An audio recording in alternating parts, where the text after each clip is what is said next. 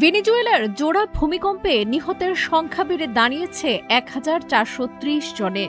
ধ্বংসস্তূপের নিচে এখনো অনেকেই আটকে আছেন। জীবিতদের উদ্ধারে চলছে জোরালো অভিযান। ধসে পড়া ভবনের ধ্বংসস্তূপ সরিয়ে স্বজনদের খুঁজে বের করতে উদ্ধার কর্মীদের পাশাপাশি মরিয়া চেষ্টা চালাচ্ছে স্থানীয় বাসিন্দারা। ভেনেজুয়েলার পর্যটন শহর টুকাকাসে ধসে পড়া লামার সুইটস আবাসিক ভবনের ধ্বংসস্তূপের নিচে আটকে থাকা একটি পরিবারের স্বজন এলিয়ানি দি গ্রেগরিও। ভবনের নিচে স্বজনদের মরিয়া হয়ে খুঁজতে খুঁজতে কান্নায় ভেঙে পড়েন তিনি।